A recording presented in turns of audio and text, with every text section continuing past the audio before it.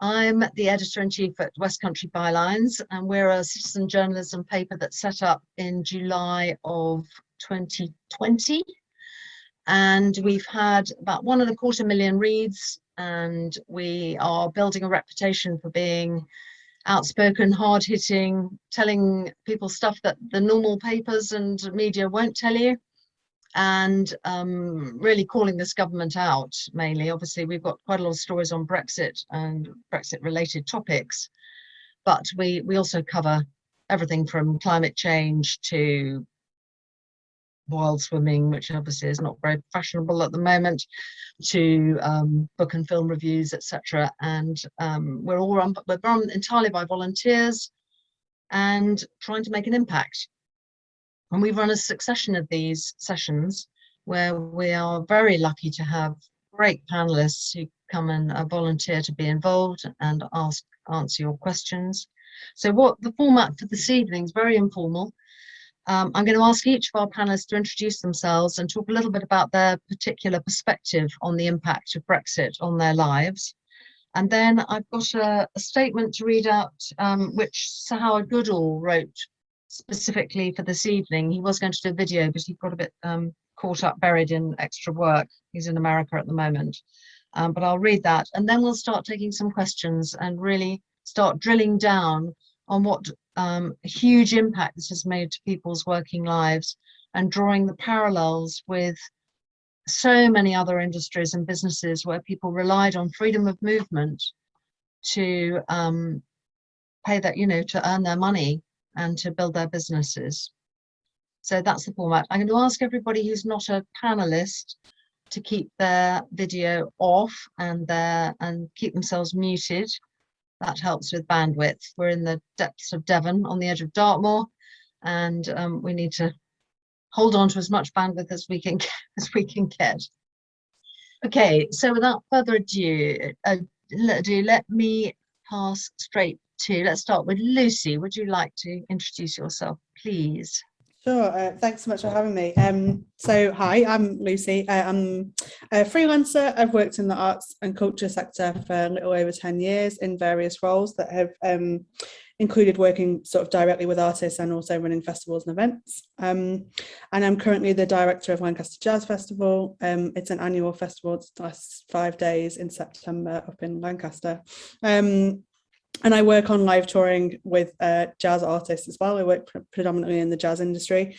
And I was over in Estonia a few weeks ago for the European Jazz Network Conference, which is a meeting of 200 people working in the jazz sector all across Europe. So it was interesting to attend that for the first time post-COVID, and also to hear a little bit about how we might continue to partner together as a network post-Brexit.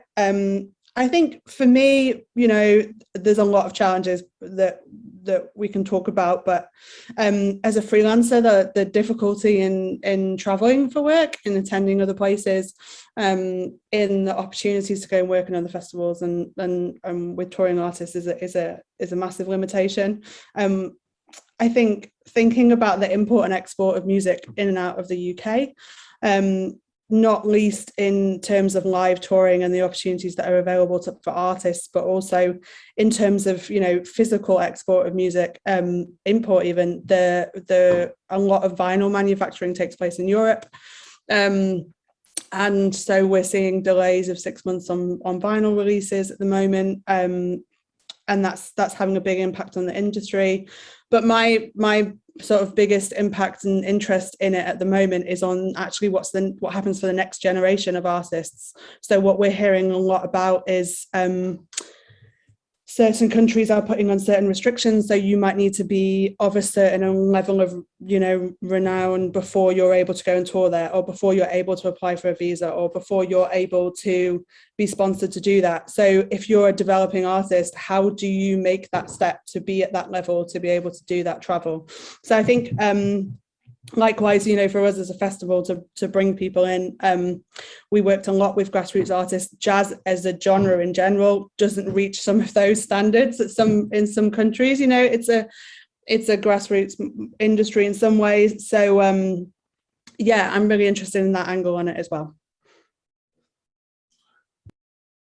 Thank you very much. That's very clear. Thank you very much, Lucy. Ben.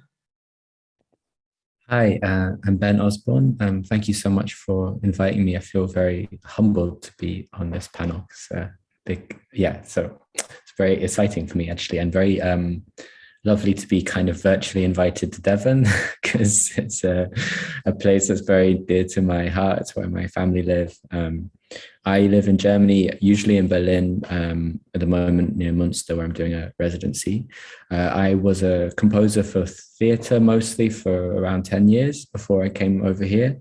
And since I've been here for the last kind of almost 6 years, I've been working partly as a solo artist, partly playing with various different contexts as a musician, and also partly running a project called the Open Music Lab, which is a free music school for migrants and refugees and asylum seekers and other people from marginalized backgrounds who have made it to Germany.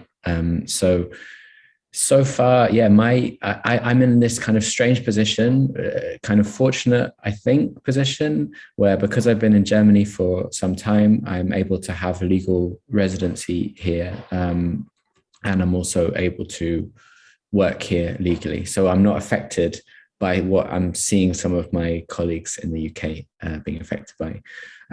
But there's a lot of uncertainty. There's been kind of steady uncertainty for the last 6 years, is it almost? I don't even know anymore. I'd say like on a personal level, the way I've been affected so far by this, there's been a lot of issues with shipping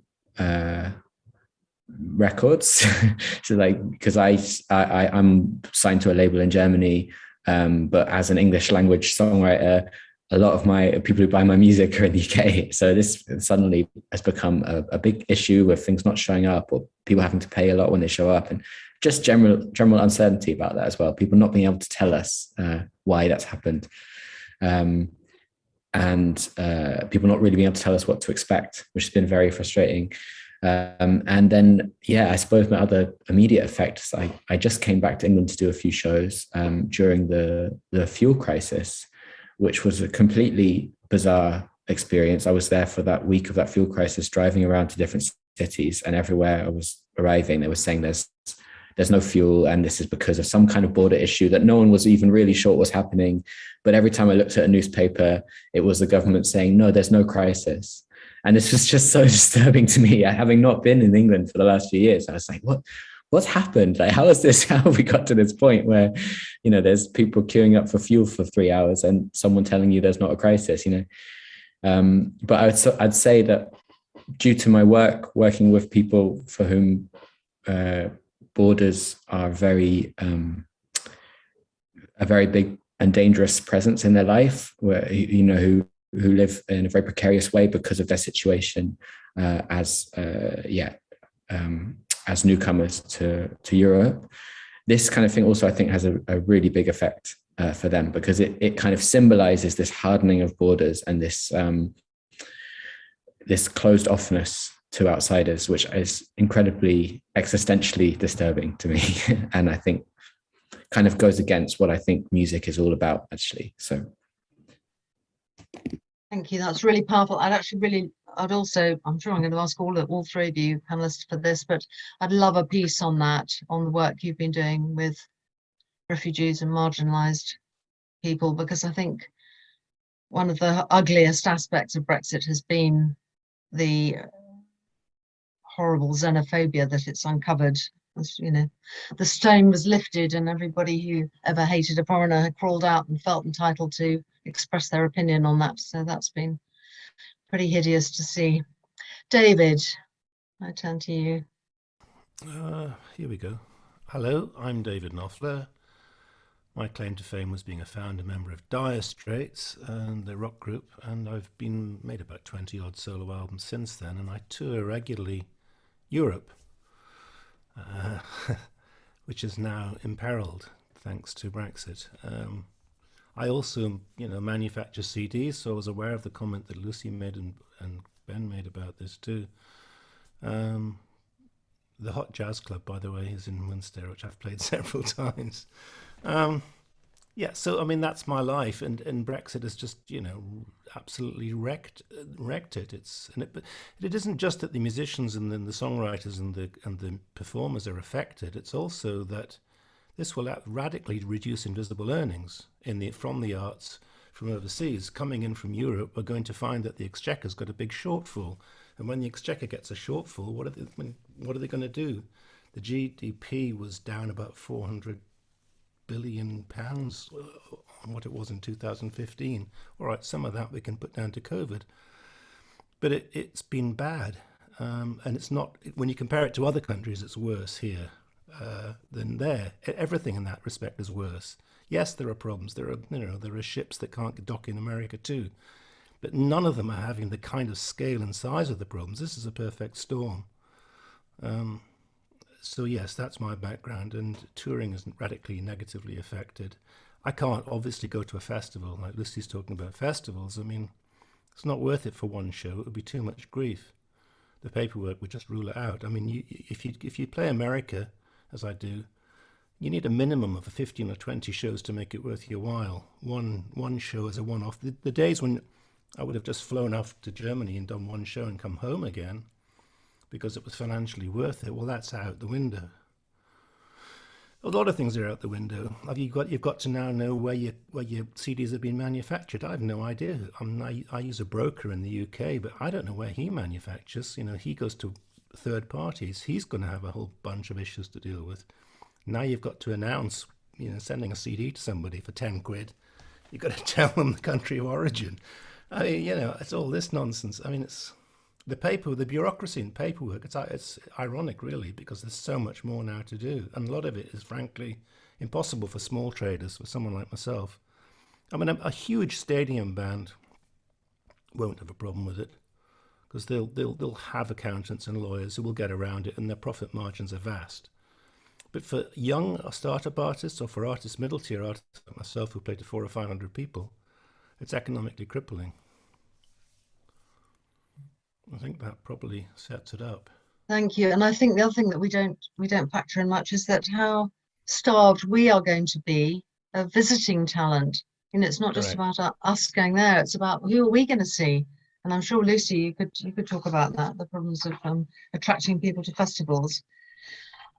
Before we go on to questions, I was at a launch of the Festival of Europe, which is taking place next year. And so Howard Goodall is one of the key people behind it, because they're promoting the idea of collaboration and cooperation through the arts. And obviously he's been very vocal in articulating his fury about the impact Brexit's had. And I asked him if he would record a message for us. And as I say, he was a little bit busy, but he sent me this. It's 10 months since the beginning of Brexit's Iron Curtain descended on the UK, cutting it off from its major trade partners, ending freedom of movement. It's 9 months since the Prime Minister declared, in one of his rare breaks between holidays, that he and his ministers were working flat out to solve the crisis affecting the live music industry as a result of Brexit.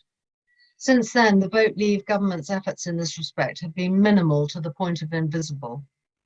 Perhaps the reason for this is that what the music industry knew all along, and every other exporting industry is now also discovering, is that the obstacles put in our way illuminate with absurd clarity one of, if not the greatest of all the lies told by the Brexit campaign before the referendum, namely that the control of borders, who works where, for how long, for what price, and based on what requirements, regulations and conditions, is a matter not for unelected EU bureaucrats in Brussels, that old myth, but for each member state's sovereign government. Yes, each of the 27 EU member states decides who may cross their borders and what permits they will allow for work within them. When we were members of the EU, we also had control over immigration and inbound work permits. Our service industries, of which music is a conspicuously successful one, were entirely left out of Lord Frost's much heralded TCA deal with the EU on our withdrawal. Our services sector, remember, is 80% of our export economy. Not only was the omission of them from the TCA, that's the Trade and Cooperation Act, an act of gross negligence. It was an act of economic madness for the UK. So it's frankly a massive embarrassment for the Brexit government that they now have to go cap in hand to the EU, our former allies, friends and neighbours, to try and repair the enormous damage they've done and continue to do to the livelihoods of the many, many thousands of people working in the creative industries. No wonder they're dragging their heels. And leaving aside the economic aspect of all this, what possible benefit can ever come from shutting ourselves off culturally from these same friends, allies and partners by closing down creative exchange with them? What kind of person goes into politics with this grim two fingers to the neighbour gesture as their legacy? The young won't put up with this. It'll end, the Brexit Iron Curtain, one day, and we'll ask ourselves how we let the damage go on for as long as we did. The priority now is to make sure the truth survives, the facts prevail, the voice of dissent is still heard, and we don't hand to the next generation a shrug of apathy, but instead the outstretched hand of solidarity. Very powerful message from Sir Howard, and palpable anger and frustration, I think. So I think we'll open it up to questions. So if please you could raise your hands, we'll come to you and unmute you and let you ask your questions of the panelists. So I should, yes, great. Can you undo the unmuting? All right. Oh yes, so if you want to raise your hand, where is it? Reactions bit. I've gone a blank now. And we'll take a question from Anna and Julian, please. Hello, panelists all. Thanks very much for coming along. It's been really interesting. It's very upsetting hearing about the difficulties firsthand. I mean, we all knew in Dublin for Europe, we knew that there were going to be these obstacles, but actually hearing from people who are experiencing them at first hand is very, very upsetting and makes us too, and everybody who hears it, I'm sure, very, very angry too. I was just wondering whether any of you had a chance, had any opportunity, time, inclination, maybe not, to speak to anybody within the government about the difficulties, the government here, about the difficulties that you're all facing now, and if so, have you had any response, any encouragement at all, or is that just being very, very idealistic? Lies, lies, and damned lies is what we've had back. I mean, they've pretended that they've actually been in negotiations with the EU, and when they haven't, you know, when they made the big announcement that 17 countries were now on board with, it was all nonsense. I mean, they took a look at what arrangements those other countries had, and then they pretended it was something they'd done. And you know, it's so much more complex than just saying, "Oh, it's okay. You can play in Germany." It doesn't answer really any of the real fundamental issues around it. It's so complex and so difficult. They're lying. David, can I just ask, have you engaged with the lovely personally, Anne-Marie no. Morris at all? I have. I wrote to her, and as usual, you know, she manages to face 6 directions at once. I mean, she's, she's ERG. What do you think she's going to say that's helpful? I mean, she's one of the instruments that brought this about. Yeah, I would say for me, the only kind of very vicarious contact has been through the Musicians Union, which I'm actually still a member of. I'm not sure I can be anymore. I have to see. But I would say if there's anyone watching this who's a musician, I think it's they seem to have been really trying this to keep this on the agenda, and they organized a lot of email campaigns. I don't know what I feel similar to David, I think, in terms of like I haven't seen an effect of them, and in fact, like there's been a couple of moments where I suddenly felt hopeful. I suddenly thought like, oh, maybe this is going to work. Maybe someone will step out. They were elected on ending freedom of movement platform. This is a Brexit government. This is a UKIP conservative hybrid government, and their agenda. There's no way they're going to make the kind of concessions that we'd need to be, you know, to be the party of business as they used to be. That's over. I mean, they can't be because they're ideologically trapped into this ridiculous nonsense that this is somehow beneficial, even though nobody can find one benefit.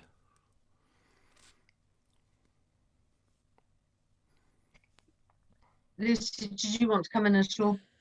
Yeah, I was just going to say, similar to what Ben said, really. I've engaged in the Musicians Union through the Society of Musicians. There's a few other people who are working on campaigns around in this area. It's a conversation that I have with some of the funding bodies, Arts Council England and some of the other organisations that fund us as a festival, to say this is one of the limitations.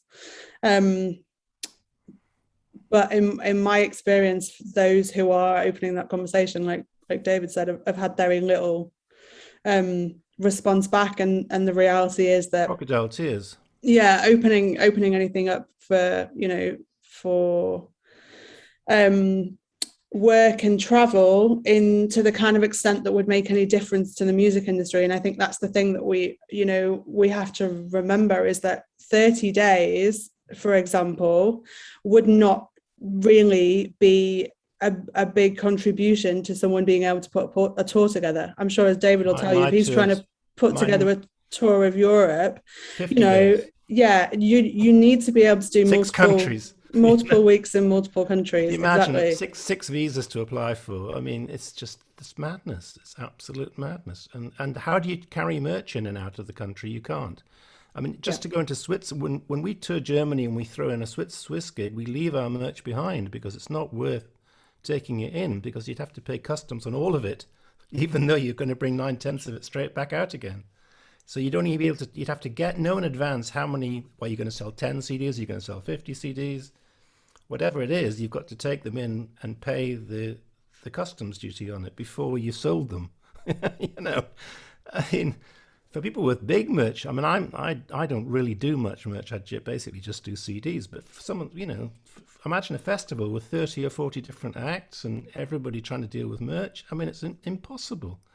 How do you do it? And what do you do? Smuggle it in? I mean, they're trying to they're going to make criminals out of the small artists who are not going to get the visas. They're not going to get their their paperwork together, and they're going to just wing it and hope for the best. And that's a recipe for trouble too. Yes, one can see a nightmare of confiscated equipment and instruments. Absolutely, and at every border they can decide to search you too as well. You won't just drive through anymore. Not when they see an English passport. That's over. I mean, when I go between Canada and the US, I'm stopped and interviewed every time without fail. Americans can just go backwards, and Canadians go backwards and forwards. They take one look at my passport, and I'm sent to a room for a little chat.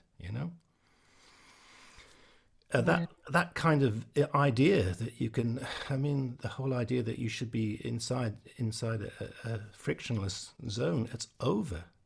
And the people that voted for this, that's probably for the large majority, don't care because they don't need it. But they are going to be affected when the income that we generate stops arriving at the Treasury. And then we can't pay for the NHS because we're 400 billion short that year. And how are they going to pay for it? They're not going to raise taxes on the billionaires and the millionaires. Very true. Thank you. Richard Jones, could we go to you, please? To unmute. Richard? I see a hand. Thank you very much indeed. I put up a comment in the chat earlier about my involvement with the London Bach Society. And so this is an issue that is very close to our hearts. Going back a couple of years to the Greenbelt Christian Festival, Garth Hewitt, troubadour guitarist, some of you may know him, told me of difficulties that musicians were having even then about getting into this country because of the hostile environment in the Home Office. And I think, as David was saying, that the real problem is the government's unwillingness to look at freedom of movement. And I really don't know how we can get past that. As I said in the chat column, the European movement is trying to campaign, I believe it's one of its steps to rejoining the European Union is to push on freedom of movement for creative artists, designers, musicians, and so on. But it's a pretty hard door to be knocking on. Next government, I think, realistically. And it's worse for classical musicians, of course. I mean, they're invited to come and play with an orchestra in Europe. Again, the same thing applies. They can't get themselves out of there. This is an industry that's already struggling anyway. You know, airlines getting your equipment onto the plane, off the plane. They've been cutting everything. You know, the advances from the record companies have gone. Publishing advances have gone. It's been a war of attrition, you know, and it's been going on for 20 odd years, 25 years. And this is just the last nail in the coffin, frankly, for some people. I contacted my MP, Jesse Norman, Conservative in Hereford and South Herefordshire, and he said that on the issue of visas for visiting artists, the Foreign Office was all over it, but I don't think they were. That's exactly the thing. I mean, there's a huge dissonance between what they say and what they're doing. I mean, Boris Johnson's the archetypal example of this, you know. If he says one thing, you can almost guarantee he's actually doing something completely different. There's no substance to the words. And that's what we found with the Trade Secretary too, when we were talking back and forth on Zoom about this. You know, they're great at expressing concern. They would share all our concern here, you know, but they're going to do bugger all about it. And that's what matters. That's absolutely right. By their deeds shall we know them. They can't do much about it because Brexit was an idiocy. Yeah, Lucy, have you found it very, very hard to book people for the jazz festival? Do people actually want to come here? Are they shunning us with some justification? Yeah, I mean, it's interesting. I don't think for us, our festival's been held back, like I think Richard was saying, because of COVID. So I don't think we've fully faced the impact yet. There are artists that still want to come here. I mean, they still want to access the UK market, and I think there's great audiences in the UK, particularly for jazz, that I think artists want to come and play for. I think the difficulty is, you know, for us as a festival, is that it becomes almost unaffordable, and that's the biggest challenge. You know, not only do the artists have to apply for the costs of coming to play, whether that be a short visa or a sponsorship, or whether that be, you know, their equipment and all of those things. It becomes a lot more complicated and a lot more expensive than it was before. I don't know if anyone's aware, there's a list of festivals that's being supported for permit-free travel for artists. I found out there's certain restrictions on that we would absolutely never meet as a small festival, right. Such as, you know, the limited amount, the amount of audiences that attend it, the amount of audiences you expect to attend it in the future, artists that you've had travel there internationally in the past, etc. We're not big enough to even apply for that kind of permit-free access that people like Glastonbury have now got. I understand. So I don't know. I think we're in a situation where we haven't seen the impact because we haven't overcome the challenges of COVID yet. But it will inevitably, you know, what would have been a part of our program before if we can do one artist who can put a tour together, then we'll of course do that, you know, and that's something that we'll always make a priority, because I think that kind of level of collaboration is really important for artists in the UK and for artists working in the EU. And we've tried to kind of do some of that virtually, but nothing is the same as sort of having people in the same room and being together and playing together. You know, it just isn't the same. So it will massively impact on what we're able to do. Yeah, correct. Ivan Godfrey. Thanks, Anthea, and thanks, panelists, for coming and sharing your concerns with us. At the end of the day, I think it was David who said it's the ordinary person in the street who is going to make the changes and who will eventually, hopefully, get us out of this mess. But what things are there that can will affect them from what you're seeing? I mean, you're painting a picture of lots of things that are almost minority interest and won't Right. hit the Daily Express, the Sun, and things like that. Where are we going to get something that actually has an impact on the ordinary person in the street, or is that just not going to happen? I think it is, but it's mismanaged decline right now. Or I mean, things are getting worse, but it's a gradual process. Prices are going to go up higher, inflation's coming up. We might get stagflation. They're talking about it. Inward investments flatlining, exports are down. I mean, all those things are going to ultimately produce very negative economic figures. Whether the government can bluff the way out of this and pretend it's just COVID remains to be seen. Clearly, it isn't all just COVID, because you can do the comparisons quite easily, to see how badly Germany's doing or how badly France is doing, and comparable European nations.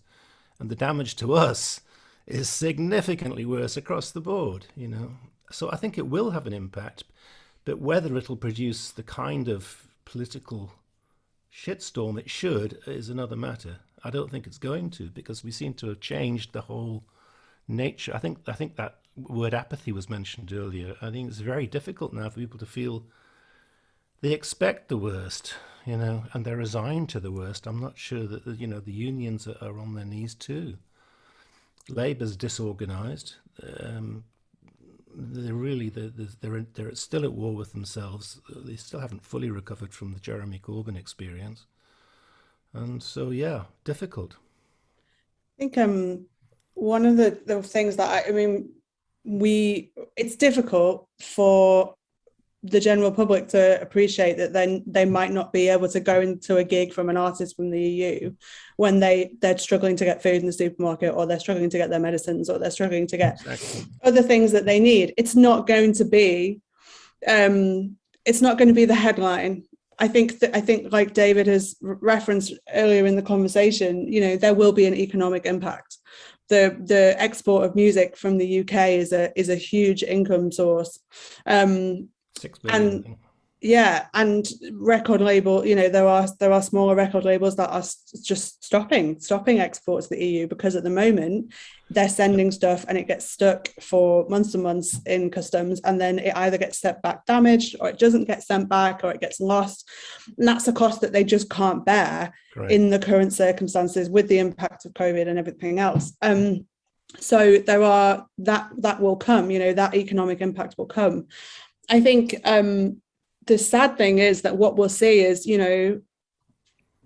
in time, when time has passed, is the next generation of young artists who aren't coming through, or they aren't getting that kind of career or stability. Ben, you may be able to talk about this better, but what that next step is for those younger artists who don't have that career, and then where does our arts and culture sector go from there? And I think that's the question: is what we want the world to look like in the future. And I, for one, would be particularly sad if that was a limited and non-collaborative cultural landscape. I think that would be a loss to everybody, but it's an impact that maybe we won't feel for a little while. Yeah, I think also from my perspective, living away from the UK for the last few years, it's been quite surreal watching things go very wrong and somehow there not be a political repercussion. Like, I mean, I never thought I would see 1,000 people dying a day of coronavirus in the UK, and that not really having a political repercussion apart from a few quiet reshuffles, it seemed like, and I was like, this is really bizarre, because I'm somewhere where the numbers never got like that at all. And you can just see it clearly, like a government that doesn't manage people well, doesn't care very much about people. It's not really their thing. And it seems like their formula has been to be this Brexit government, and therefore they're kind of always playing to those fans. I think it was quite moving, this thing that was in Howard Goodall's letter about telling the truth, and kind of this being the time to like keep telling the truth, because I think, you know, the hope is that lasts longer than this kind of propaganda and nonsense, you know. In terms of you were saying about younger musicians and what it means for them, or like the next generation. I mean, I was going to say, like, we're in this very weird time anyway, you know. Of course, we've had all our industry shut down, and I think despite what I just said about how, you know, seeing this kind of very dark thing of like governments getting away literally with murder, there's a kind of, there has also been this real movement of people saying, look, we really care about culture, we really care about music, we really care about like supporting the artists we love. And I think that there's a real feeling of like, people have said this is important to us. So that does give me a kind of hope that maybe this is also a moment we can say like, well, look, if this is important to you, you need to be thinking about the political change that's going to make it viable.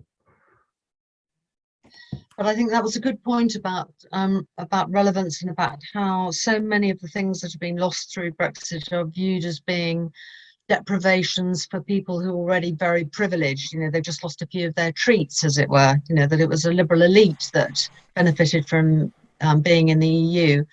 And maybe things have to happen like, you know, maybe to make an impact, it has to be something like Strictly doesn't have a full band. You know, it's got only 3 people or something. You know, I mean, there's got to be some things that happen that bring home what happens when you choke off your artistic resource, you know, and what happens. But I think, you know, what happens to young people, you know, people are going into university to read music, or going to conservatories, or learning, or whatever, you know, what are they going to do? What do they want to stay? Will they want to stay in this country? Probably not. I mean, do you, I mean, you made a choice to be in Germany. Yeah. Lucy, are you tempted to go to Estonia or somewhere else? I know dozens of musicians who've left. I have to say it makes a lot more sense. The for younger me ones, to I be mean, here. not my age, you know, but the young ones, there's no future in it for them in this country. Yeah, it's really, I love the musical culture of the UK. I really do. And so it's really sad for me to like want to step out of it, because I don't want to step out of it. And I believe I can stay in it, you know, in some way, but it's definitely like been that's been my feeling of like, I think this makes so much more sense for me to be here. So much. I also feel like in general, there's a culture of supporting music that's quite different. There's more willingness to put money into it. And I even see it kind of from people on an individual level, actually, in some way. It's kind of prioritized on a... The UK's punched miles above its weight in all areas: jazz, classical, rock, all of it, folk. We've always punched well above our weight. And that's been almost irreparably damaged, I think. And it's interesting what you said also, Ben, about this government not listening, or catering only to its own base. This is not a government of the people, for the people, you know, by the people. This is a government catering entirely to the dragon that Johnson rode in on to take power. This is the 50%, suppose, that voted leave, and it's now 36%, but nobody cares. That's who they're catering to, and everything else is propaganda and nonsense. Well, that's propaganda. And we've got the too, added of course, problem. Different. Yeah, and we've got the added problem of a mainstream media, which basically, I mean, the BBC is virtually... BBC's been co-opted. Well, the news division's been co-opted by the government, frankly. Yeah, I mean, there's still culture there, but they're scared. They're scared of losing their license, and they're scared of losing their fees from, you know, the pressure to privatize is enormous, and Sky are all over that. If they can get it, they'll have it. And if you speak out to the media minister, then the wonderful Nadine Dorris will say that you've cost the BBC millions by... I mean, well, this irony, is because she's the most uncultured person in Parliament, that they picked her to be the culture minister of. I mean, what? Well, it was real 2 fingers to all of you, wasn't it? Really, wasn't it just? It was, they were having a laugh, surely.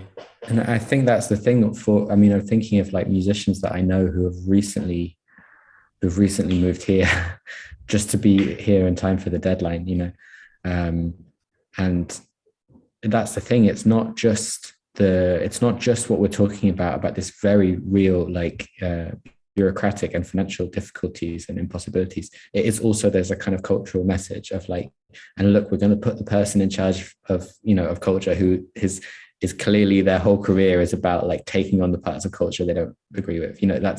There's a message there, I think, that's getting across to people, and like of course it's the same. It's gone. This goes back to Thatcherism, actually. The hostility to community arts, the hostility to working class art, the hostility to anything that comes from the street.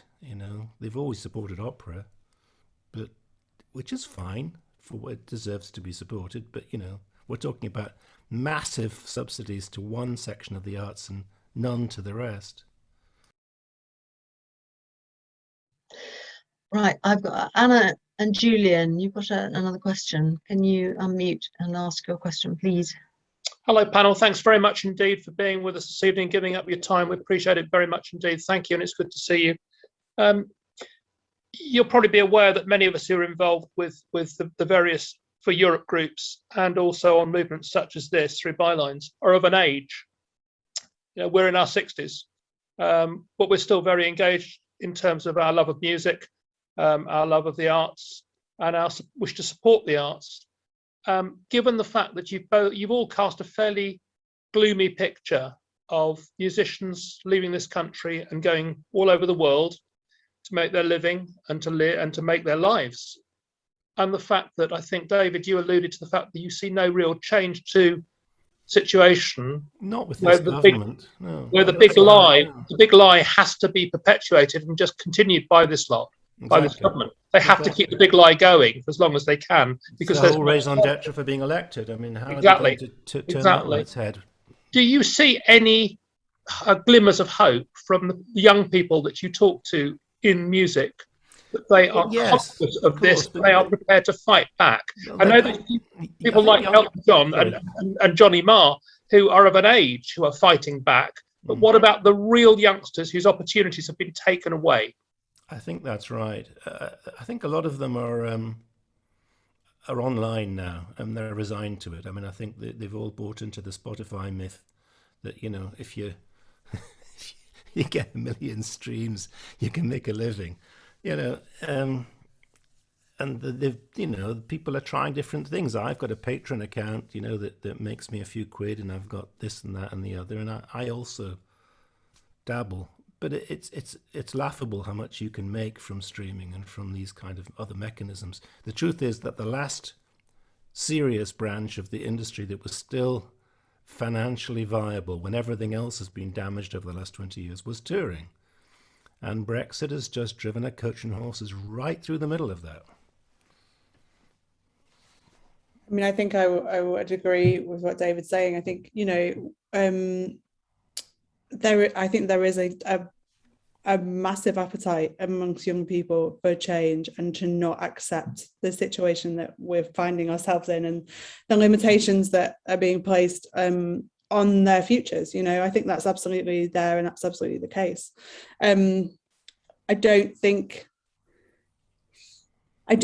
they've found the platform for change, and I don't think they will find that until, with the government that we have in place now. I don't think that there is, as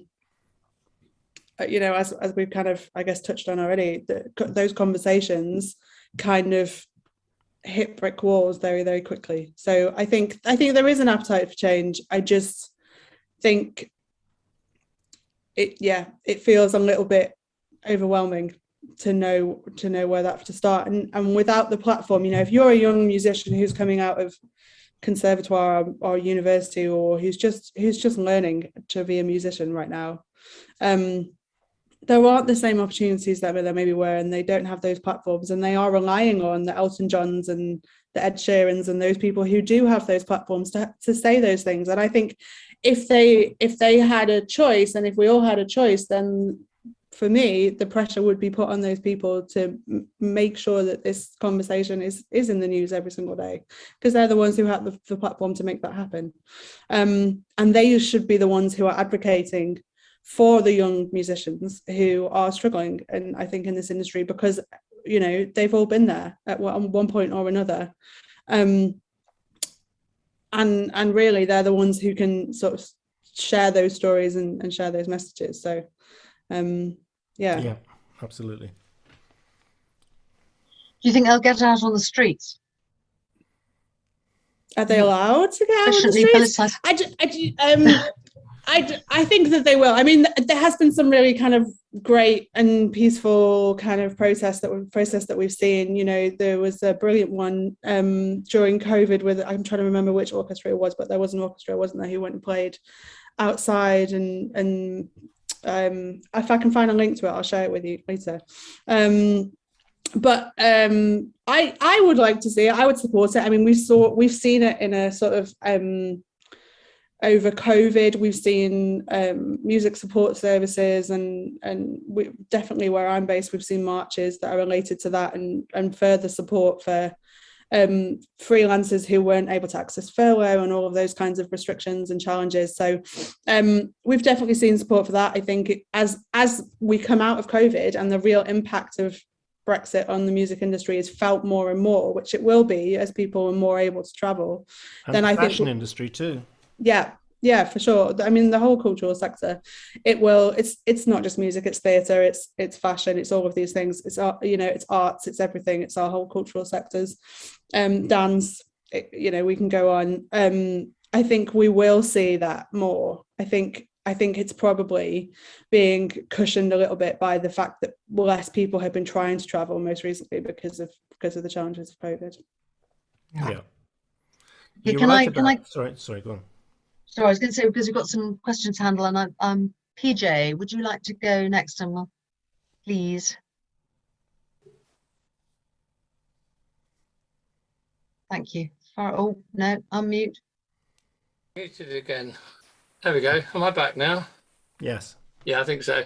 I've worked in this business all my adult life, and the thing that hasn't come up so far is the effect it's having on the crew and the production side. Right. Because the UK has one of the most sophisticated production facilities in the world, probably the most sophisticated. And we've been the base for the large American acts coming over. Yeah. And they've done their pre-production rehearsals here. They've hired their trucking here. They've hired their effects, lighting, sound equipment, video, set design, transport. The whole thing has come from here. And because of the cabotage arrangement, meaning that no trucks can stop more than twice in Europe before they have to come back here, the major trucking companies, the Stardis, Transams, Redburn Transfer, all these people, they've moved half of their fleets over to Europe. And because HGV licenses from the UK are no longer valid in Europe, it means that the drivers have to take another test, which is going to cost, thousands of euros or hundreds of euros. And that's when they can get them. And they're being paid big bucks to drive for Amazon. And what's going to happen with all this is that the UK music industry made a lot of its residual income from touring abroad, and big, large and small scale. Yeah. And we are losing these people. We're losing their experience. We're losing their skills. We're losing their enthusiasm.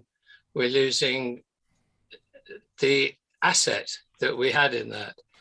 And as you said, David, the billions that were earned by the touring music industry, both classical and sort of like the rock and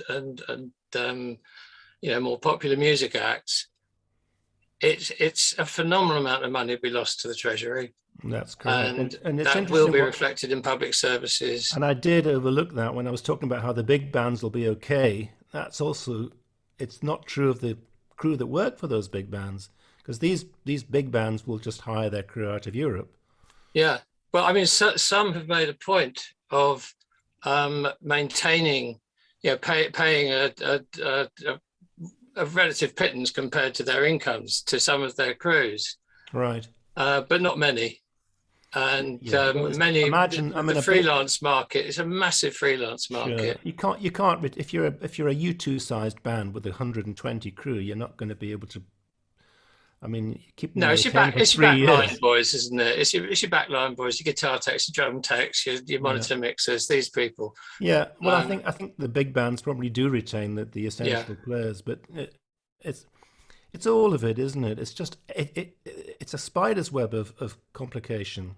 I mean, I Yeah. just feel so lucky that I'm of that age now, as Julian was saying earlier.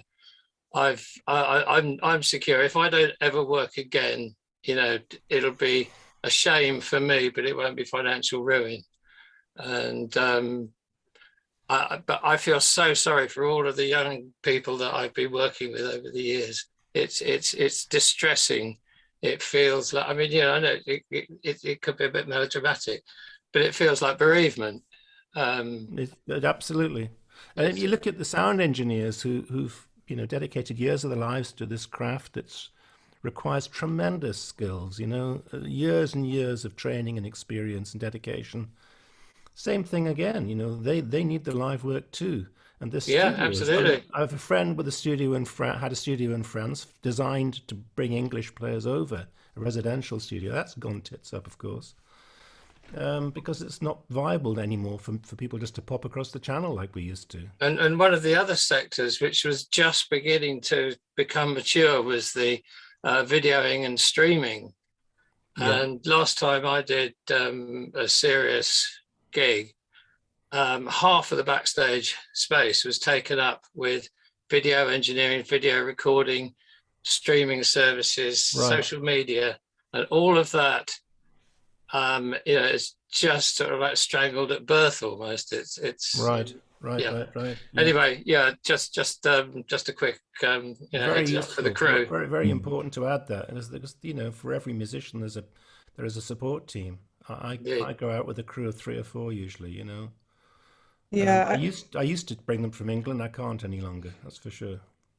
yeah, I was just going to echo that. I mean, there's plenty of people that I know that travel over from the US or touring in Europe and come over to the UK, and they'll have a UK band and a UK crew and a European band and a European crew, and that's just Right. how it is, because you can't afford to do it any other way, and that's just the adjustment that they've made, and it's a shame for everybody. I think it's such a limitation that shouldn't have Most to of be us have considered. already cut this to the bone anyway. Before Brexit, I was already using German crews to save costs. I was already down to playing with 2 musicians, me and another player, rather than the 6-piece band. I was already down to, using house PAs rather than bringing my own PA. I was already down to all these things that, to try and manage costs. We've paired and we've paired and we've paired and we've paired. And then Brexit, boom, the big one on top of all of that. But I think it's, the limitations of Brexit on touring. We talk about visas and all of those things, but we can also talk about the cost of petrol and the cost of food and the cost of accommodation and all those things that become more expensive than they were before. Those are the kind of hidden costs. So when you And talk 20% about more expensive if you look at the exchange rate. We Exactly. were $1, we were Yeah, €1 yeah. 50, and we're now 135 or whatever it is, 130. So that too. yeah, it's exponential. Yeah, I think I feel like there's a kind of theme here for me of like making these things really visible, because I think there's an issue. We've kind of like mentioned it a few times, that there's also issues with the music industry not being financially sustainable that also exists before Brexit, that we do need to be all thinking about, like not just musicians, because music is actually for everyone. So like, this is something we need to like be really aware of. And I think like Canada for decades has always supported musicians. A Canadian musician playing in Canada will get, particularly things like jazz music, they'll get subsidies. They'll get half their fee paid by the government. But progressive governments that care about culture. I've also I also have just done a tour where half my fee was paid by the German government as well. So I can say it's like makes a lot of sense also at this moment, with like you're playing to smaller audiences than before because of Corona stuff as well. So it's like, and I feel like this, one thing that I think we need to be making visible other people who work in music who are kind of hidden from view a lot of the time and who don't like necessarily, As Lucy was saying, I think there's a responsibility for the people who have that visibility to use it to make other things visible, and I think that definitely extends to crew and technicians. And one thing that's been really interesting to me to see in this time is some kind of big name musicians doing fundraisers for their crew who haven't been able to be on tour because of Corona stuff. And I think that's obviously not going to make like a big like seismic change in of itself, but I think that kind of visibility needs to stay. You know, we need to always be thinking like whose job is being affected, like who's the one really making this happen, who could lose out.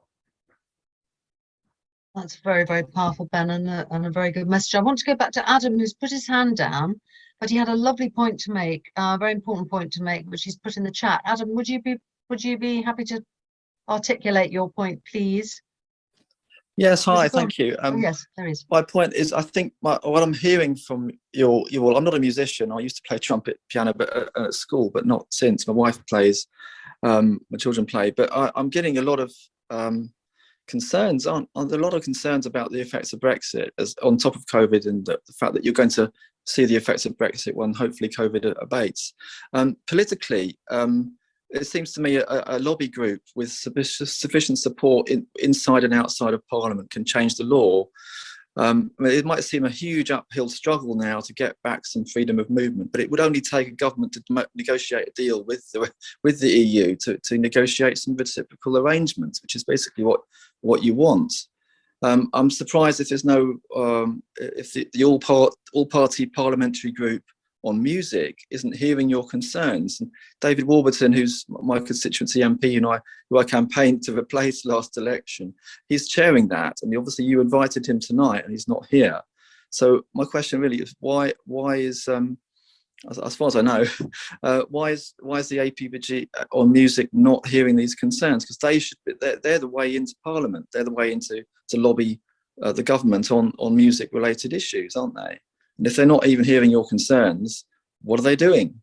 But also outside Parliament, what about a lobby group? So it needs a hashtag, it needs a viral campaign. A number of groups, say Surfers Against Sewage and the Rivers Trust, the Anglers, they all got together and they lobbied an MP who put a private member's bill together, and that changed into the Environment Bill amendments. We've seen that last week, gone absolutely nationally viral, and now the government's caved in to some extent on a legal duty for water companies, which you never think would happen, but they did it. So I'd say don't give up. If there's enough momentum behind anything, you'll win. You know, I mean, the music industry is one of UK's global success stories, isn't it?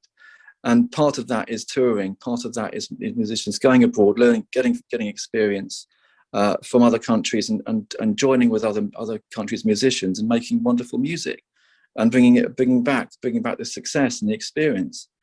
And if that's being cut off to some extent by Brexit, by the government's stupid deal and the stupid referendum result, to be honest, then that's an impact. And if it's affecting what Britain does in the world, that's an impact, and it should be a problem politically.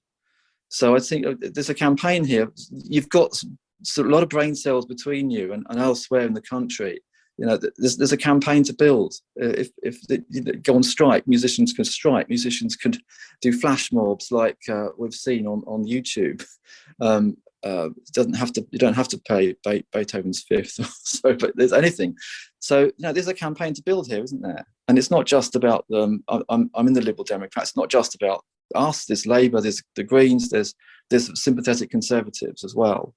So who will want to help the British music industry, British musicians continue to make wonderful music, and eventually sense should prevail, because the idiocies of the deal that's been negotiated. You could say, well, people didn't vote for this. People didn't vote to end the fishing industry or the shellfishing industry or destroy the farming industry or whatever, or release sewage into the rivers. They didn't vote for all that, but that's what's happened. But there's a campaign. I suppose there's an argument to make that people didn't vote for this, didn't vote to stop musicians going abroad. So why can't we have freedom of music? Something. Sorry, Anthea, can I just step in there? Yeah. I spoke to David Warburton. I've been trying to speak. David Warburton is my MP as well. I live in Frome, as Adam does, and we attended the hustings at Frome just before the last election, and I nailed David Warburton, and I said, "You come from a single parent family. You've had a hard time. You've lived on benefits. You're a musician. Why do you support this craziness? This is Brexit. I didn't realize quite how badly it was going to hit my industry." And he's just a complete waste of space. He's just so far up the government's backside. He will do whatever they ask him to do. I email him on a fairly regular basis about just about everything, and but I keep it friendly. I keep it sort of like, sort of open. And I've asked him on more than one occasion just to talk to me about some of this stuff, and he will not respond. And he doesn't give a damn. In the end, that's what it's about. He's there. I mean, I don't know who he's protecting. It used to be the farmers, but he sold them up the, up the slurry lagoon. I mean, I don't know what to. Anyway, Adam, you did ask if anyone's spoken to David, and yes, I've tried, and no, he hasn't responded. Well, I must say that's really disappointing, because if music is his passion, all aspects of music should be included in that. And maybe there's a job for me to do. I'm not a parliamentary candidate at the moment. There isn't one, but maybe we can put some pressure on him locally to actually do something, because pressure will work in the end. Well, he did sign. He was the only Conservative to sign the early day motion asking for visa-free travel, and I think he probably announced with some glee, "Yes, it's been achieved." But as David said earlier, it's 17 different arrangements, 17 different visas, and 17 different sets of border controls to go through, all with their own interpretation of how it should work. Exactly. So don't hold your breath. There are Before you go, individual PJ. MPs. Oh, sorry. Go Sorry. on. Can I just very quickly ask PJ? Are you the PJ who wrote "Trucking Hell" for us? Yes, I'm afraid so. Fantastic. I'd love an update on that, please. Situation has not changed. No. Right. No. So, David, yeah. I just wanted to say there are some MPs that are very sympathetic, and SNP are pretty open about it because they can talk about Brexit. But Labour haven't yet really given permission and carte blanche. They're scared to talk about it. They signed up to the deal. They three-line whip the triggering of Article 50. Blah blah blah. I mean, they're in a very difficult and invidious. And they stand to, they've done the calculation that it might not be a vote winner for them to talk about Brexit. So they're speaking with two hands tied behind their backs. It's difficult to get opposition into Parliament and verbalised, because we know what the Conservatives stand for, but they've made that clear on the 2019 election pledges. And Labour who are the biggest second party, are really having difficulties over this, because they're in a pickle. There's anything that relates to Brexit, they don't really want to touch it, and sooner or later that will have to give. There will be political change, and the force will come, but it's not going to come until at least we hit an election, and probably another one. Well, that sounds like you're left with the SNP and the Lib Dems and Caroline Lucas. I think so, and I think some Labour MPs are prepared to. I think Thornbury and Lammy and one or two others are prepared to take a risk and a punt on it. But the party line is definitely let's keep stum. When they have their talking points, it's never Brexit. That's for sure. But I think there's an important message there about, and it's something we always say. Sorry, this cat's being very. At the end of these sessions is a call to arms. What are we going to do? We can't just. I mean, I think you alluded to something earlier, David, about, and you've all referred to apathy. And I think one of the things that frightens us most, and one of the reasons why a number of us volunteers work on West Country Bylines, is that we're just so horrified at the way that Overton window, that what people will accept, has moved so far. We're doing things now that 3 year ago people would have said, "Oh, hang on a minute, that's not really acceptable." Yeah. No and I think the COVID death thing right now, where you've got won't implement Plan B, because we were, everybody was saying we're going to be 100,000 cases and, If you know, you- if you- I don't know if you tens of followed- thousands less. Yeah, and because it's not that, suddenly it's acceptable to have 1,000 people dying, regularly without anybody blinking an eye. Have you? So I think one of the things that we need. Sorry, go on, David. No, it's okay. It's the time lag makes it sound like I'm constantly interrupting. I don't mean to. I hear a pause, and then, of course, by the time my voice has cut through, it's gone. David Putnam's speech was quite illuminating. I mean, he basically describes the whole process of the bills coming up are all creeping fascism, frankly. I mean, that's a very extreme language to use, and I would never. I'm normally very temperate about, even going half Hitler about any of this stuff. But his analogies with 1934 Third Reich are interesting. All the bills coming up are basically repressive. They're all about denying us the opportunity to do what Adam was asking us to do. It's going to get increasingly difficult to protest. It's going to get increasingly difficult to be heard.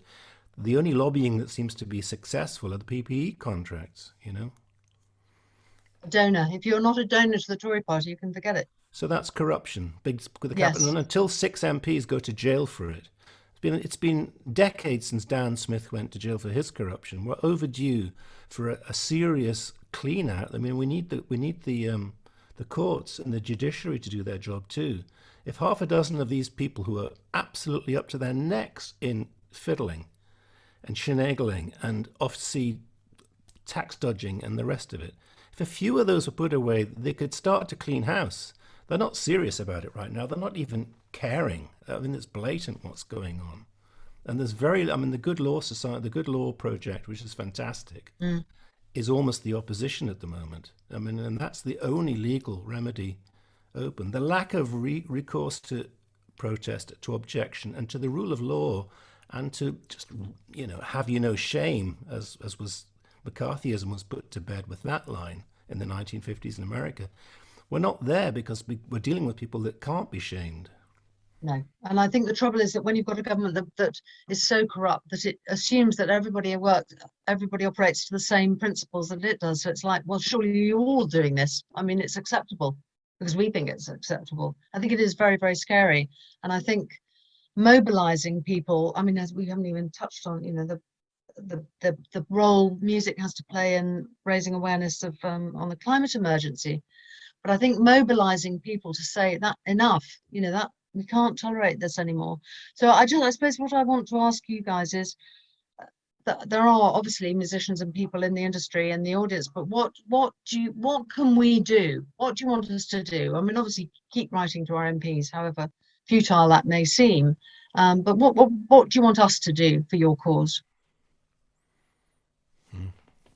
Good question. Well, I mean, stick my head above the parapet. Yeah, I mean, I definitely. see it as the difficulty in this is that we don't have a unified voice in terms of a union or a professional organisation. There's many, many, many of them, and the only way I see a glimmer of hope in this is if the big rock stars get their act together and become a focal point, because they will get the press. They always get the press, and if they were to, I mean, Elton John did it. A couple of others have done it, and I'm kind of making this up as I go along, but you need people who can get in front of the great unwashed. And they need to be able to hear people who they respect, worship, or model themselves on saying, this is unacceptable. Do you realize what we're doing to ourselves? And maybe that will get the great rump to think about the way they vote. But, as more than one person has said so far this evening, there are people out there who are having trouble feeding their children, keeping their houses warm, getting to work. And as has already been said, musicians are sometimes seen as being sort of like already privileged folk who do something fun, you know, and make a living at it. Charmed life. Yes, indeed. Yeah. And to some extent, it has to be, the message in its entirety has to be gotten across that 95% of musicians will never make a living from music. And the, however many multiple more crew who support them are losing their skills, losing their incomes, and there are people like you and me, and they live in the house next door, and their kids go to your kids' school, and we are all in this together. Yeah, that's why at the beginning I made my point about invisible earnings, because its tax revenue is going to suffer from Brexit. At the end of the day, we haven't recovered yet to our 2015 GDP. That's 6 years now since we've matched the GDP we had in 2015. We're not even there yet. We're still a couple of 100 billion below it. And likely not to get much better as far as I can see. I mean, I don't see and none of these deals mean anything. I mean, the New Zealand deal and this and that and the other, I mean, none of them really mean much in terms of real revenue for this country. I don't know where the new jobs are coming from. Yeah, and also we're not a household. You know, we don't have to balance a household budget. The Treasury could decide to issue a lot of money, invest a lot of money in the creative industries. There's nothing to stop it. It's never going to be called in on the loan, ever. It's a bit of a myth. I just want to very quickly take Richard Jones's question, then we're going to come back to this theme about what we do. I think getting behind the freedom of music hashtag as a movement is a nice idea, good idea. Richard. So thank you, Anthea. David was talking about David Putnam's retirement speech from the House of Lords, which was very powerful indeed, and I tweeted that as soon as I read it. But you, Anthea, were asked about, what do we do? And I commented in the chat in response to Edwin McGarrity about the European movement's approach of just saying Brexit isn't working. And I think, the comment was just made that musicians could be seen as elitist or in a special clique or whatever. And I think we need to show, when we're saying Brexit isn't working, that creative artists are one of the fields, one of the areas that is being severely impacted by Brexit. And it's not unique in any sense. There are all sorts of different areas of impacts of Brexit. And when we're doing street stalls and active things, asking people, is Brexit working? No, it isn't. That's one of the examples that we need to be giving.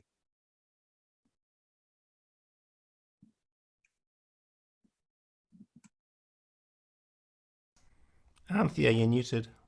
Would help if I wasn't muted, wasn't it? So just to wrap up, if I could just go around the three of you and just ask what you want, what we can do to help.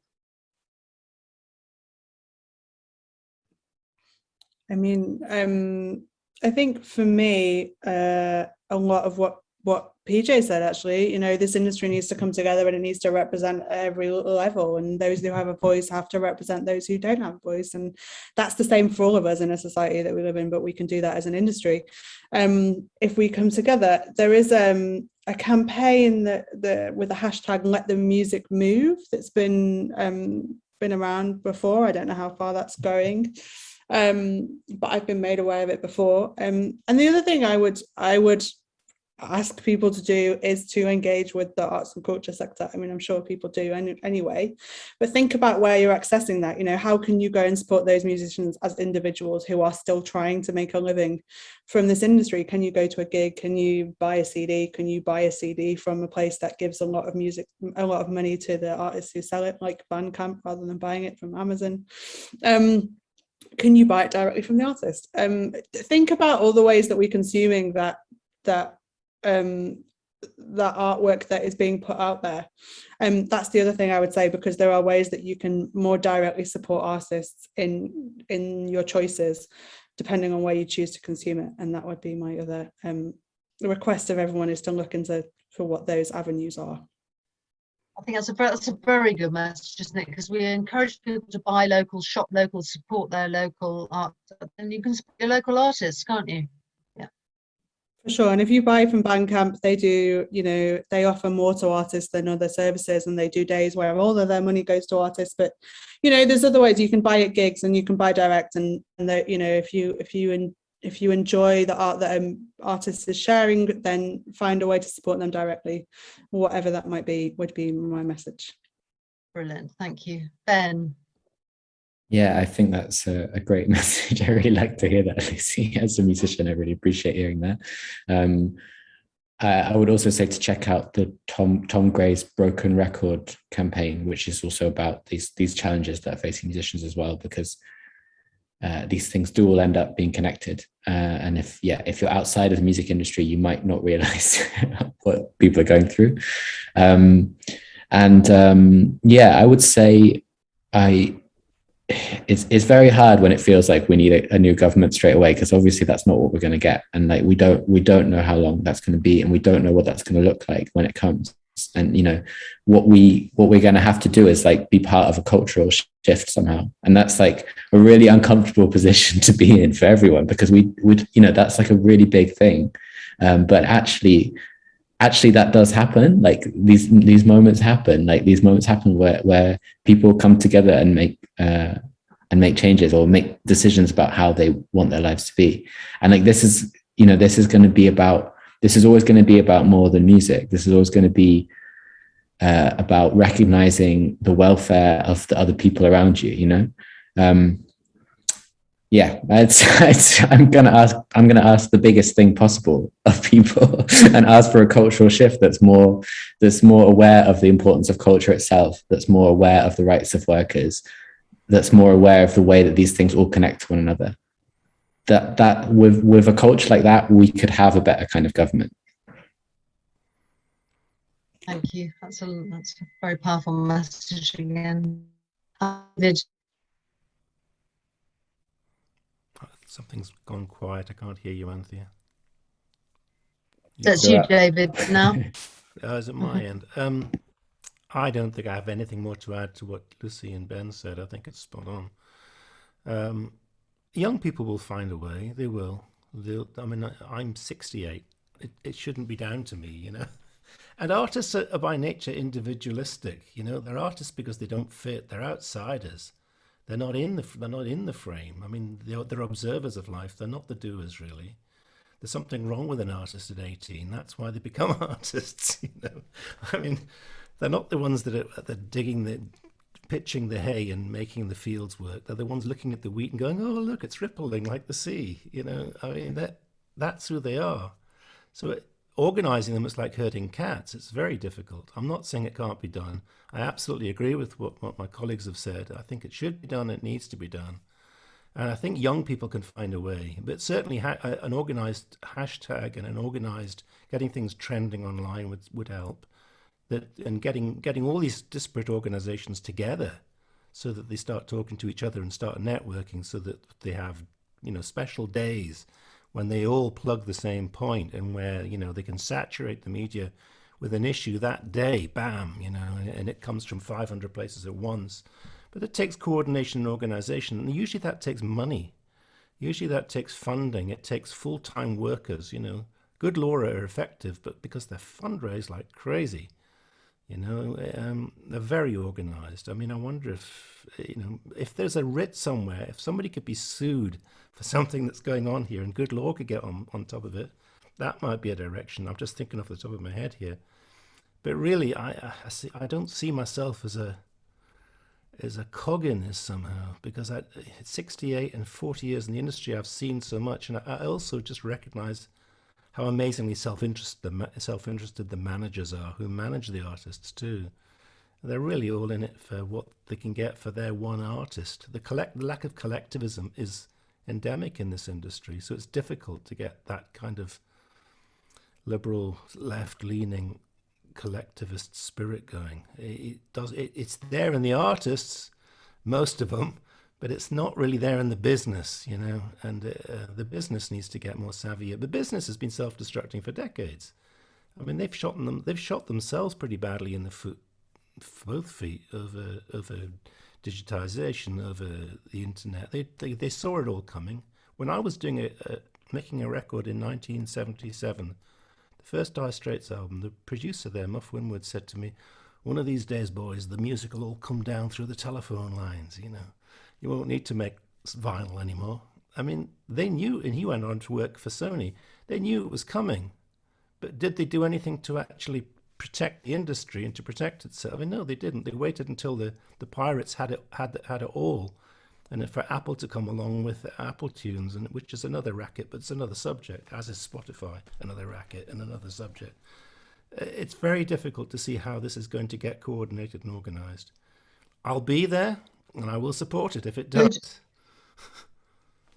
Well, I think at West Country Bylines we're going to start pushing the freedom of music hashtag anyway, because I think that's and reminding people that it's a loss to all of us in more ways than just money. And there are much more important things than money. And somebody said to, I think it's Adam again, could you start saying musicians are really in dire straits? You've got it. You might as well flog. No, he's saying no. Right. Well, I think it just remains. I couldn't resist. Sorry.